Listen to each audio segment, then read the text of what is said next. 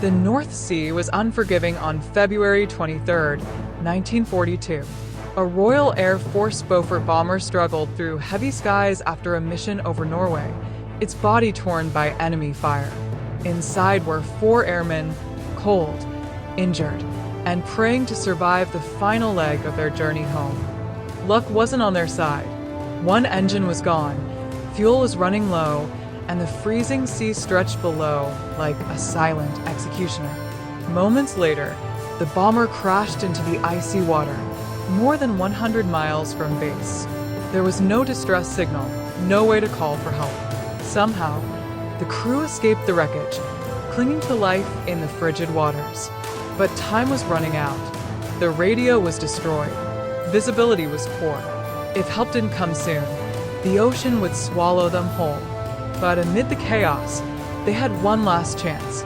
A pigeon named Winkie. Winkie was a blue checkered hen pigeon, kept in the aircraft for emergencies like this. Without a message or coordinates, Winkie was released into the freezing sky, a final, desperate hope. Soaked in oil, battered by wind, she began a lonely flight home. Winkie flew 120 miles alone, over stormy waters and through brutal winds. Her feathers were slick with oil, and the cold gnawed at her wings. But something inside her pushed on, a sense of home, of duty. Hours later, she arrived at her loft in Brodie Ferry. Her owner, George Ross, saw her condition and knew something was wrong. There was no message on her leg. Still, he didn't hesitate. He called RAF Lutchers immediately. Winkie had made it. Now it was time for the humans to act. RAF intelligence quickly analyzed the facts. They knew when the bomber had taken off. They knew the weather. They factored in the time of Winkie's arrival and even the oil on her feathers, which had slowed her down.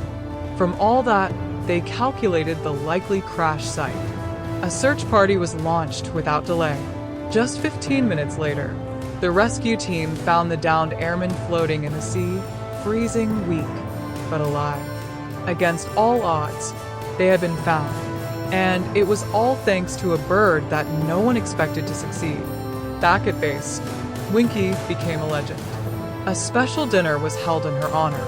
The 4 rescued crewmen toasted to her courage with tears in their eyes.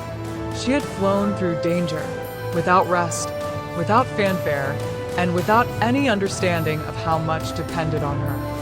She didn't carry a message, but delivered a miracle. She didn't wear a uniform, but she had served with valor. Winkie's flight reminded everyone that heroes come in all forms, some with wings, not medals. 1 year later, in 1943, Winkie became the first animal to receive the Dickin Medal, the highest award for animal bravery in war. The medal's inscription read, "For delivering a message under exceptional difficulties and so contributing to the rescue of an aircrew while serving with the RAF in February 1942. It was a historic moment. The PDSA had created the medal to recognize the bravery of animals.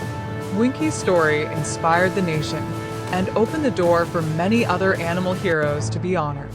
Between 1943 and 1949, the Dickin Medal was awarded to over 60 animals, including dogs, horses, a cat, and 32 pigeons, the most decorated species of them all. Some stories were just as dramatic as Winkie's.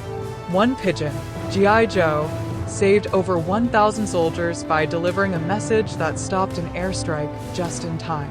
Another, Mary of Exeter, carried secret messages across enemy lines and survived multiple injuries.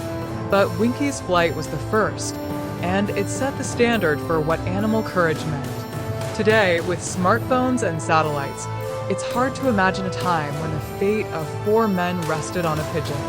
But in 1942, that's exactly what happened. Winkie flew not because she understood war, but because she knew how to get home. And sometimes that's enough.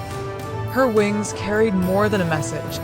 They carried the weight of human lives, the hope of rescue, and the heart of loyalty.